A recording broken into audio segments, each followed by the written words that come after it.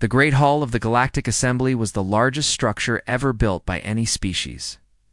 It floated in space between three stars, a monument to cooperation that had lasted for 10,000 years. Inside, representatives from over 400 alien species gathered to decide the fate of worlds. And today, they were about to make a terrible mistake. Ambassador Linda Morrison stood at the speaking platform. She was 62 years old, with gray hair and tired eyes that had seen too many of these meetings. Behind her sat the human delegation, 12 men and women who had traveled across the stars to ask for something very simple. They wanted to be treated fairly. For 200 years, Linda began, her voice echoing through the massive chamber. Humanity has been a member of this assembly. We have followed every rule. We have paid every fee. We have contributed our science, our medicine, our engineers, and in return, we have been given 3 seats out of 500. The aliens watched her with various expressions. Some looked bored. Some looked annoyed. A few looked sympathetic. But they stayed quiet. High Chancellor Zorvith, of the Mithrani hegemony, raised one of his 4 silver arms. His species had led the assembly for thousands of years. They were tall, elegant, and absolutely certain of their own superiority. The humans complain again, Zorvith said. His translator device made his voice sound flat and emotionless. You have been part of galactic civilization for only 2 centuries. My people have guided this assembly for 9,000 years. You cannot expect to be treated as equals. Linda felt the old anger rising in her chest, but she kept her voice calm. We do not ask for equal treatment. We ask for fair treatment. Humanity now handles 12% of all galactic trade. Our doctors have cured diseases that killed millions of your people. Our engineers keep the hyperspace beacons running, the same beacons your ships use to travel between stars. We do all of this, and we get 3 votes out of 500. Delegate Aerith of the Korath made a clicking sound that meant laughter. The Korath were insect-like creatures who shared one group mind. They thought of themselves as very old and very wise. They thought of humans as clever animals. The mammals breed fast and spread everywhere, Aerith clicked. This does not make them important. Let them wait another 1,000 years. Then we can discuss giving them more seats. The human delegation shifted in their chairs. Commander Samuel Perry, a tall man with dark skin and military posture, caught Linda's eye. They had discussed this possibility. They had prepared for it. He nodded slightly. Linda took a deep breath. When she spoke again, her voice was very quiet, but somehow it filled the entire chamber. Then let the official record show that on this day, the United Earth Federation formally withdraws from the Galactic Assembly. We are leaving. All treaties are cancelled. All agreements are void. Effective immediately. For a moment, nobody moved. Then the chamber exploded into chaos. Zorvith rose to his full height, his silver face twisted with surprise and anger. You cannot leave. The economic penalties would destroy your civilization. You would lose access to hyperspace travel. Your colonies would be cut off. You would collapse within a decade. Linda was already gathering her documents. The other human delegates stood up and began walking toward the exit. Their faces showed no fear, no doubt, no hesitation. Actually, Samuel Perry said, stepping forward to stand beside Linda, our ships have never needed your hyperspace beacons. We developed our own faster-than-light technology over a century ago. We only used your beacons because it seemed polite. We did not want to frighten anyone. The silence that followed was complete.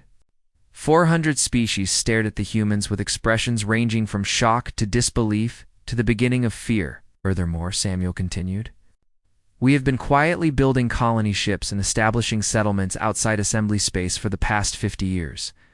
We currently have 73 self-sufficient worlds that you know nothing about. If you cut off our existing colonies, it will be inconvenient. It will not be catastrophic. Linda walked toward the door. The other humans followed her. When she reached the exit, she stopped and turned back to face the assembly one last time. She told us to wait 1,000 years, she said. Very well. We will check back in 1,000 years to see how you are doing. Until then, humanity wishes you all the best. Goodbye. The doors closed behind her. In the corridor outside, The human delegation walked quickly toward their shuttle. Nobody spoke until they were safely aboard, and the airlock was sealed. Then Samuel Perry let out a long breath. "Well," he said, "that went about as well as expected." Linda sank into a chair. Her hands were shaking slightly. "I cannot believe we actually did it. After all those years of arguing, negotiating, compromising, we just walked away. They left us no choice," said Dr. Catherine Brooks, the delegation's science advisor. She was a small woman with sharp eyes and a sharper mind. Every reform we proposed, they blocked. Every request we made, they ignored. They wanted us to stay small and grateful forever. "The question now," Samuel said, "is what happens next. The Assembly will not simply let us go. They will try to hurt us. Economically, politically, maybe even militarily." Ida nodded. "I know. But we have been preparing for this day for a long time. The colony worlds are ready.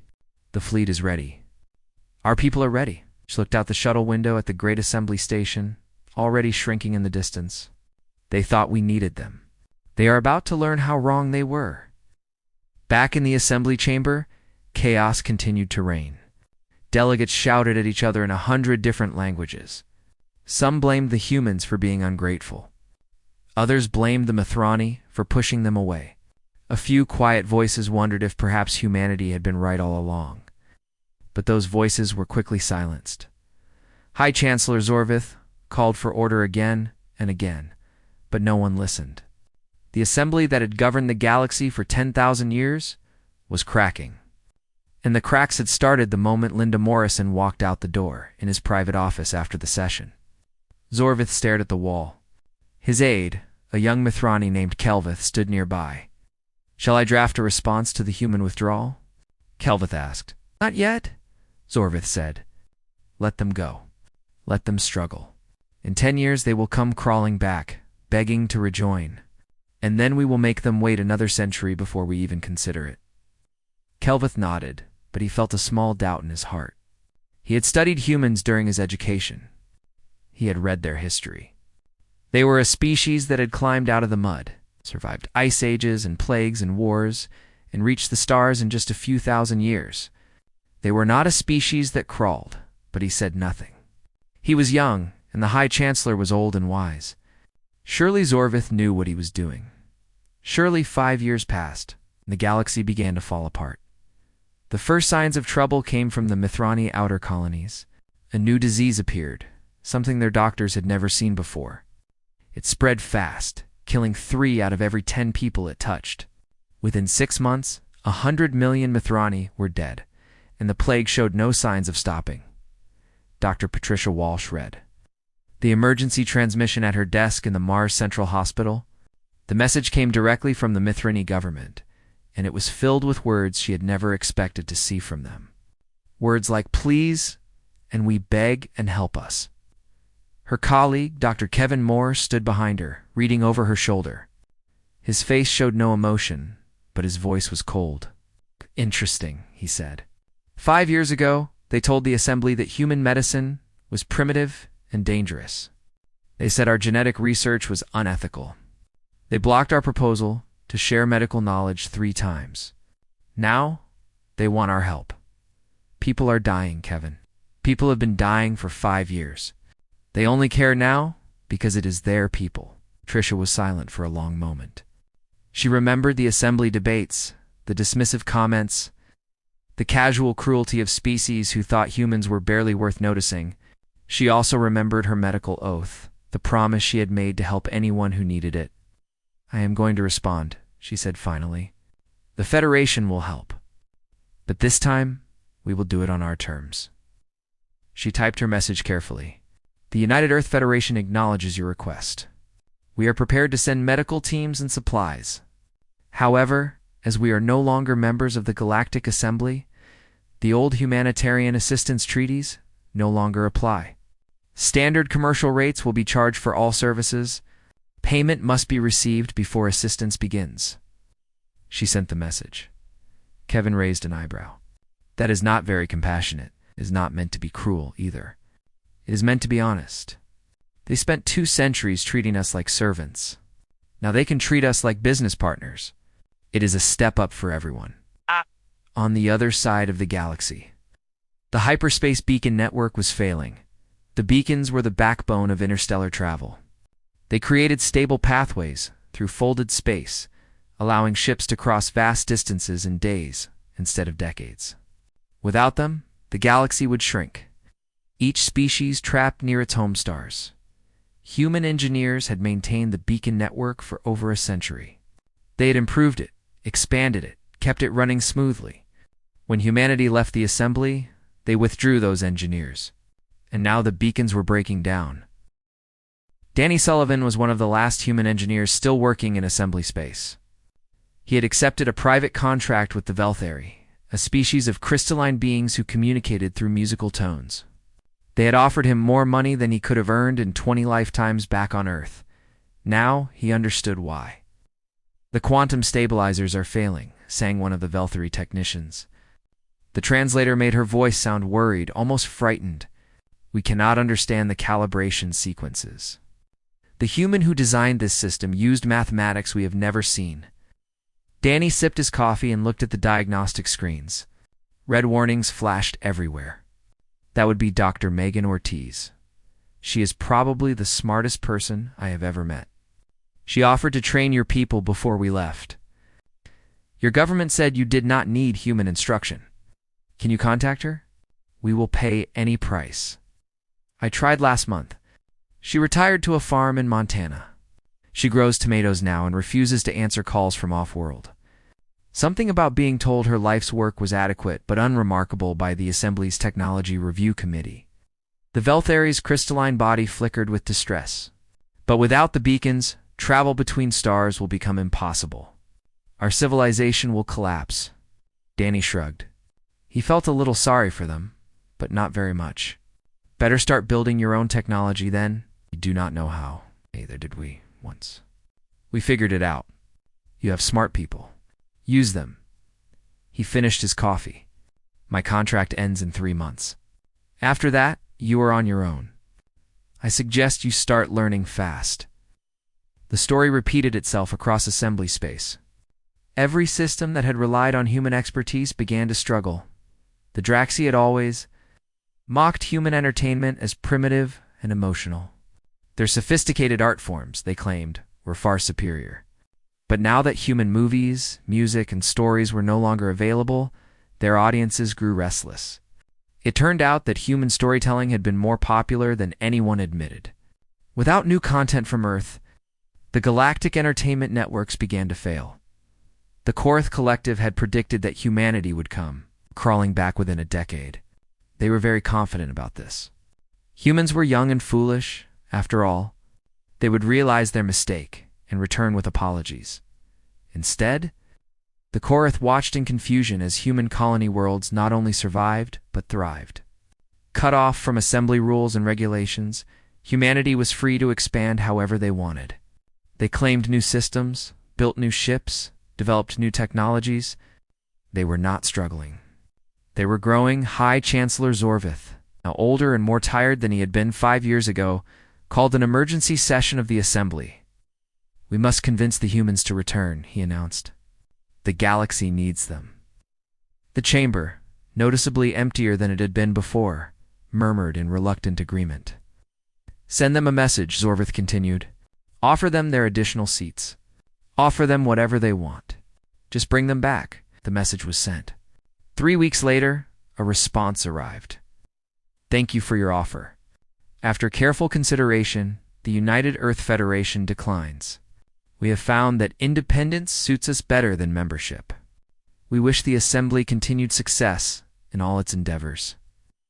The message was signed by Federation President Anthony Martinez.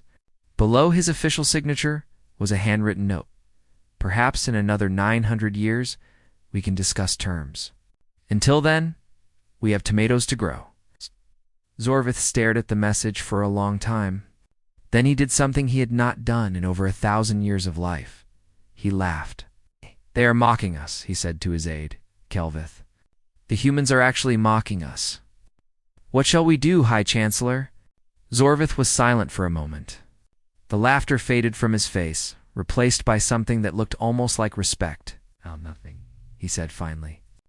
"There's nothing we can do. They have one, and we have lost. We just did not realize it until now." He turned to look out the window at the stars. Somewhere out there, humanity was building a future without the assembly. And the assembly, which had stood for 10,000 years, was beginning to crumble. "We should have listened to them," Zorvith said quietly. "We should have given them their seats."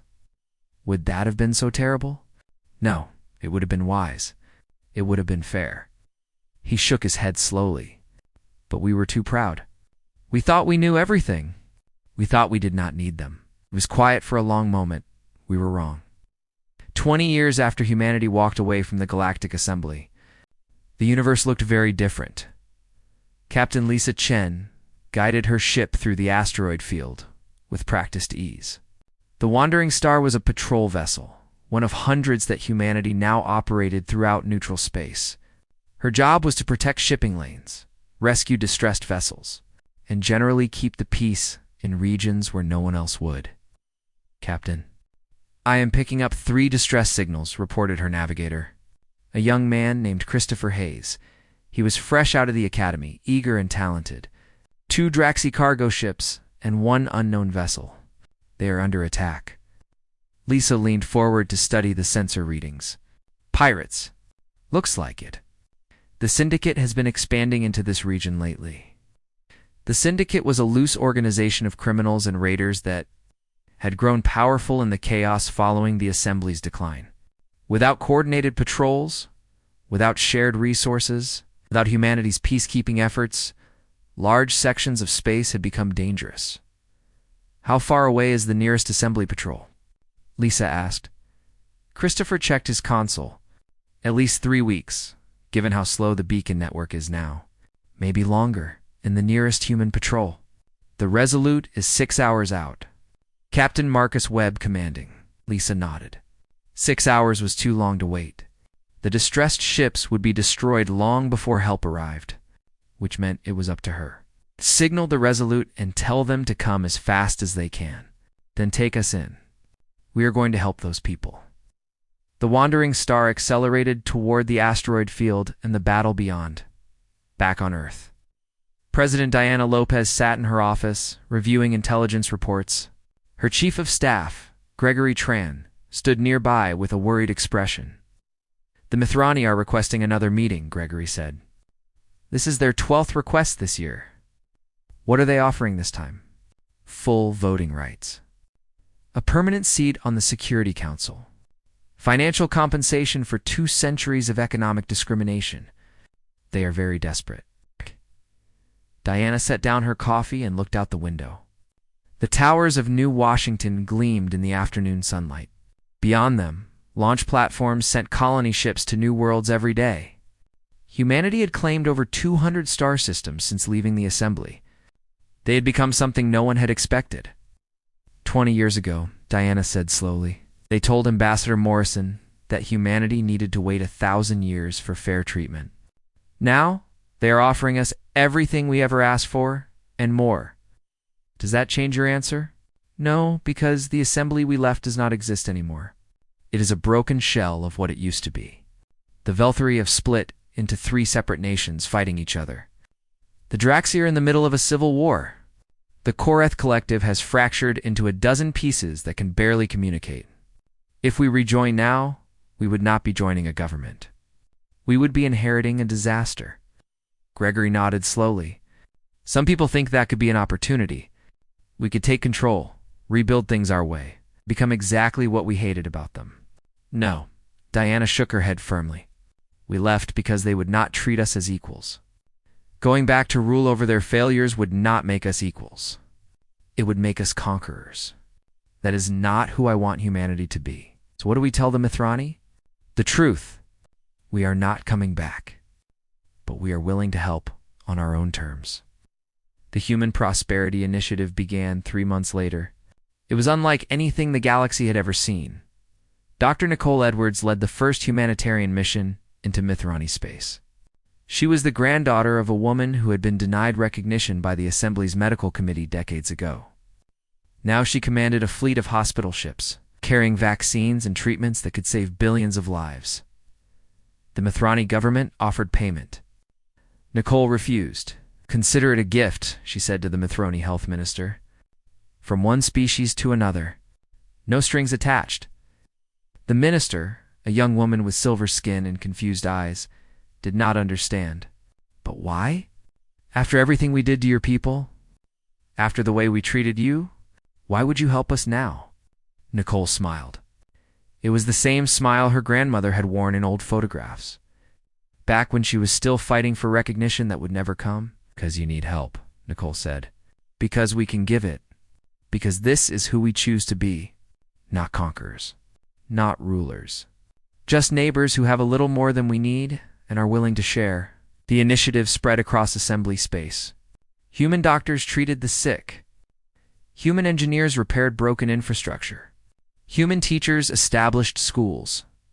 Human diplomats helped negotiate peace treaties between species that had been fighting for centuries, and humanity asked for nothing in return. The Draxi, suspicious at first, eventually accepted human aid in ending their civil war. A human negotiator named Robert Nash spent 3 years shuttling between the warring factions, listening to their grievances, finding common ground.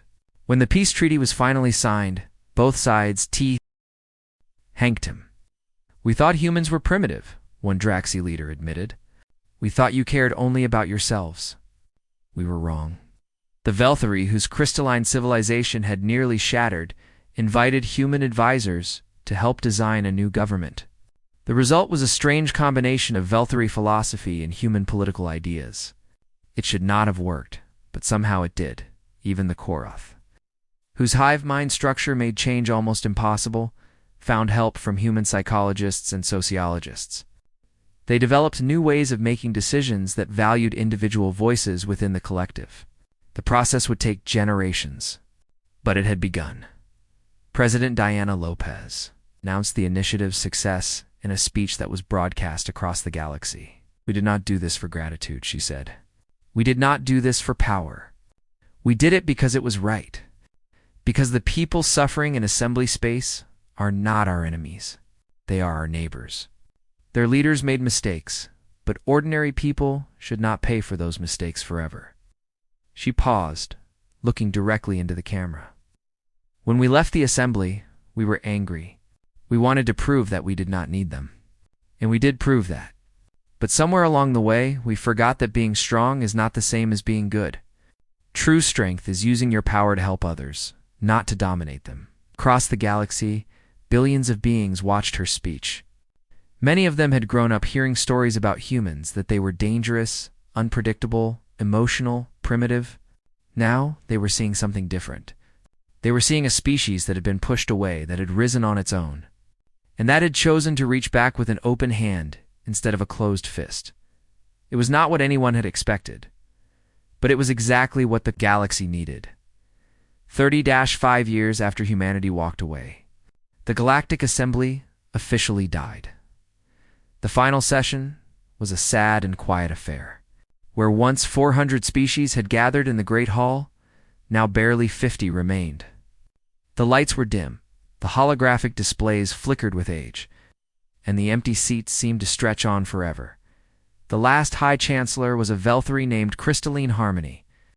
She stood at the central platform, her crystalline body glowing softly in the darkness. "Let the record show," she announced, "that the Galactic Assembly, founded 11,000 years ago in the hope of uniting all thinking beings, has failed.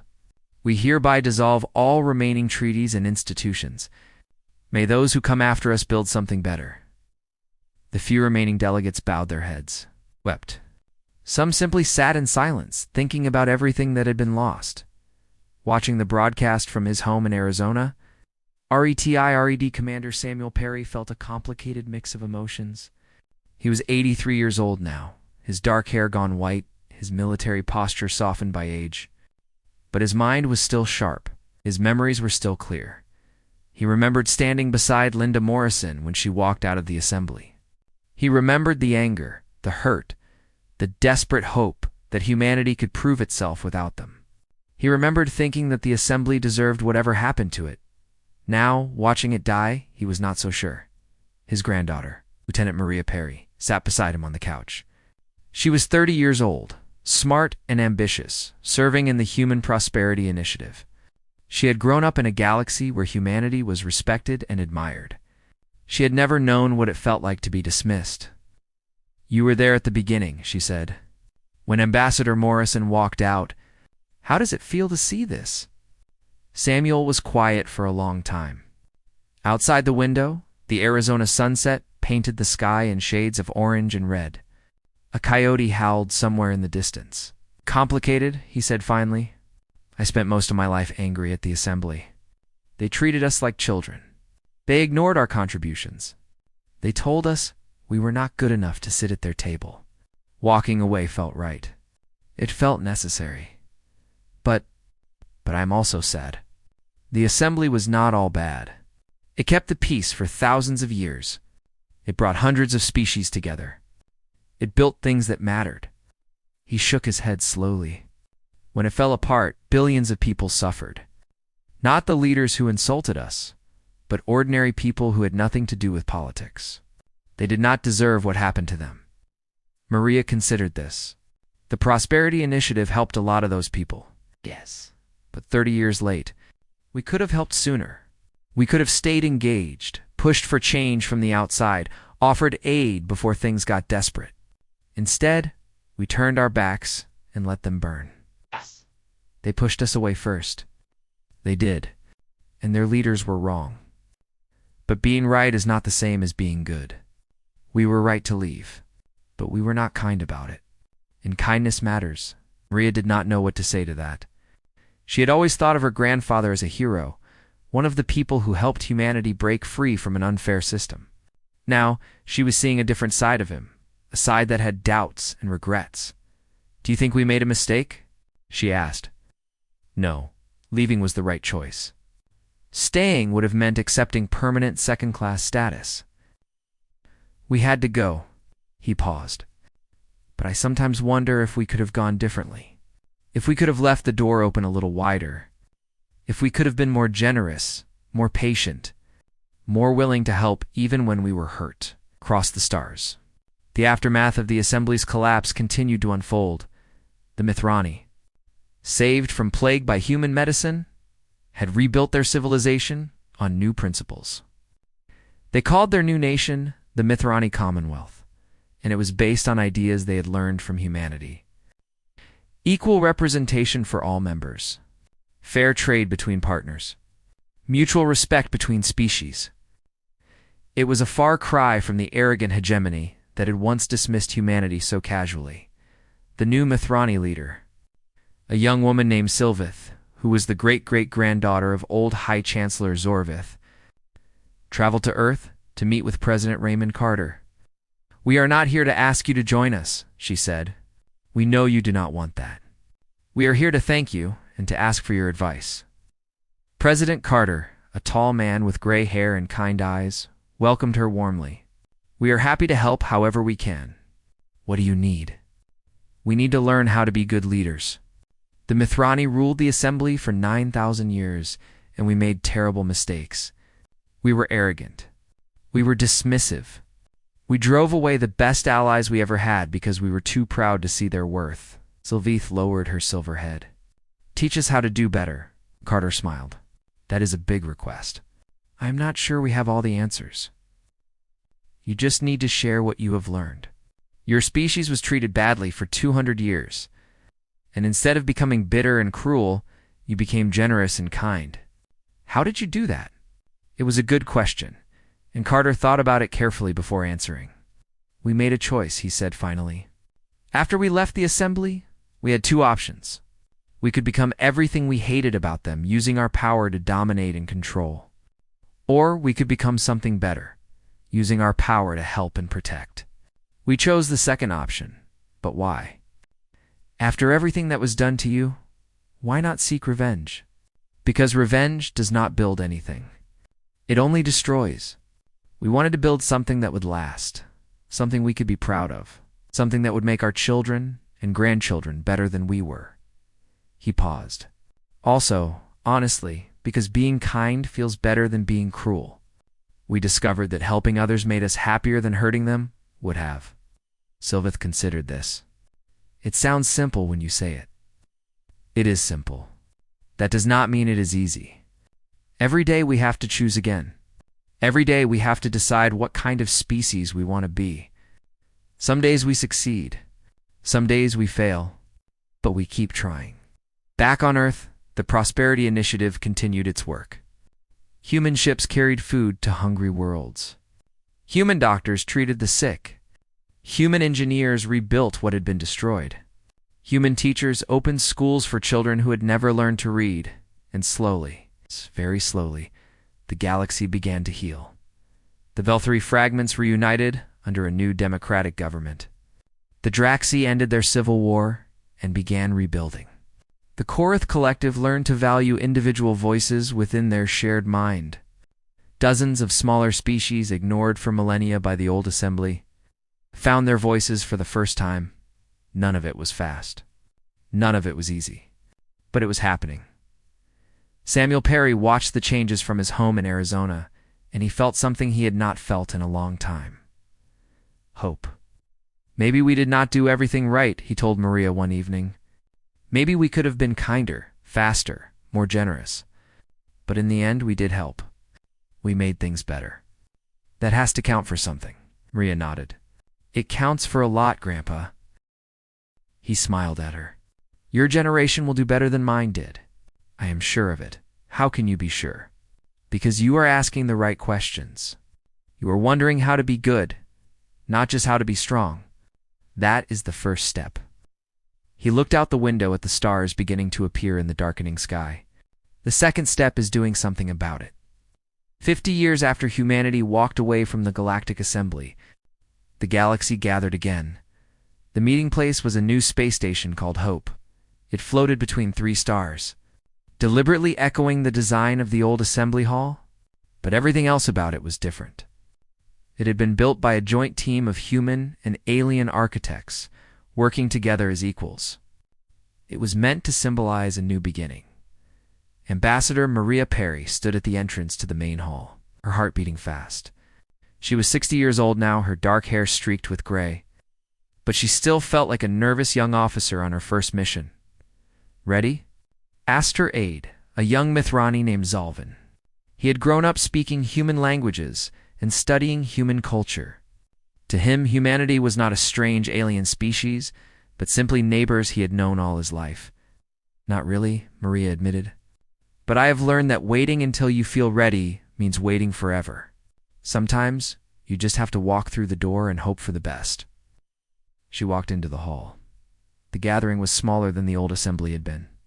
Only about 200 species had sent representatives. But the atmosphere was completely different. There was no hierarchy here. No elevated platforms, no seats arranged by importance. Everyone sat in a single great circle, facing each other as equals. Maria took her place and looked around at the assembled faces. Crystalline Velthari shimmered in specially designed chairs. Silver-skinned Mithrani sat beside their former rivals. Insectoid Korath delegates clicked quietly among themselves. Serpentine Draxi coiled comfortably on heated platforms. And scattered throughout were dozens of smaller species who had never had a voice in the old assembly. Thank you all for coming, Maria began. 50 years ago, my Grattant ambassador Linda Morrison walked out of a room very different from this one. She walked out because humanity had been told to wait 1,000 years for fair treatment. She walked out because we were tired of being dismissed and ignored. She paused, looking around at the faces watching her. We built something amazing after we left. We are proud of what we accomplished. But we also made mistakes. We let our hurt become isolation. We let our success become indifference. We forgot that the leaders who wronged us were not the same as the ordinary people who suffered because of those wrongs. High Counselor Sylvith of the Mithrani Commonwealth, now elderly and respected, lowered her silver head in acknowledgement. She had spent decades rebuilding her people's reputation. She knew better than anyone how much damage the old arrogance had caused. So today, Maria continued, we are not here to rebuild the old assembly. We are not here to create an empire or a federation. We are here to try something new." She activated a holographic display. A simple symbol appeared in the air, a circle of hands, each one different in shape and color, all reaching toward the center. "We are calling it the Galactic Compact. It is not a government. It is a promise. A promise that every species makes to every other species. To treat each other with dignity. To help when help is needed. To listen when listening is required. To build together instead of apart." The hall was silent. Every eye was focused on her. There will be no voting blocks, no senior members and junior members, no 1,000-year waiting periods. Just thinking beings, trying to do better than the generations before them. She looked directly at the Mithrani delegation, then at the Velthari, then at the Korath. "We left because you would not treat us as equals. We are not coming back to rule over you. We are coming back to stand beside you. That is the only way this works. That is the only way any of this matters." The vote, when it came, was unanimous. Afterward, as delegates talked and laughed and began the slow work of building something new, Maria found herself on an observation deck. Looking out at the stars, Zalvin joined her. "Your great-aunt would be proud," he said. Maria smiled slightly. Maybe. She was also pretty cynical by the end. 20 years of watching the assembly fall apart will do that to a person. But she lived long enough to see things begin to change. She saw humans and Mithrani working together. She saw the first Velthari student graduate from a human university. She saw hope returning to the galaxy. She did. Maria's smile faded a little. The last thing she said to me before she died was, "Do not let them build another assembly. Build something better." Is this better? Maria considered the question. Below them, through the transparent floor, she could see the delegates still mingling. A Velthari was teaching a group of human children a crystalline song. A Korath representative was deep in conversation with a Draxi artist, trying to understand each other's completely different ways of seeing the world. A Mithrani doctor was comparing notes with her human colleague about a disease that affected both their species. "I think so," she said. "It is not perfect. Nothing ever is. But it is honest. Everyone here knows we are taking a risk. Everyone here knows we might fail. But we are trying anyway, because we believe it is worth trying. That is very human of you. Maybe, or maybe it is just very alive.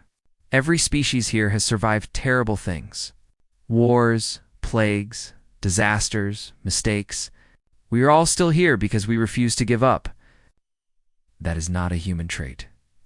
That is a survival trait." She turned away from the window. On. We have work to do. They walked back toward the hall together, human and Mithrani. Former enemies and future friends. The stars burned on behind them, as they had for billions of years and would for billions more.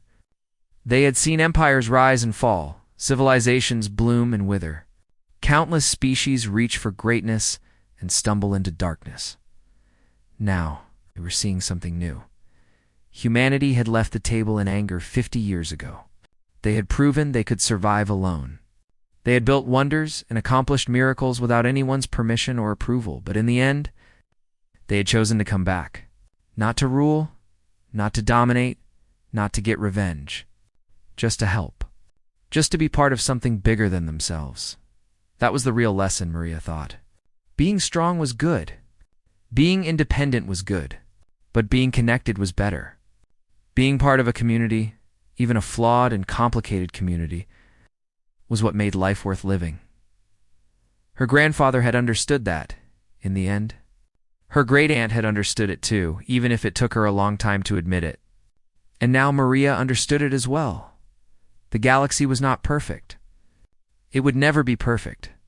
There would be disagreements and conflicts and mistakes. There would be days when the whole project seemed hopeless, when old hatreds flared up, when the compact seemed ready to fall apart. But there would also be days like today. Days when hundreds of different species sat together as equals. Days when old enemies became new friends. Days when the impossible seemed possible and the future seemed bright, Maria stepped back into the main hall, where the delegates were waiting. Let us get started. At somewhere out among the stars, humanity smiled. They had left the table in anger. They had come back in hope. And now, together with all the species they had once resented, they were going to build something that might actually last. Not an empire. Not a federation. Not an assembly, just a compact. A promise. A chance to do better. It was enough. It was more than enough. It was everything.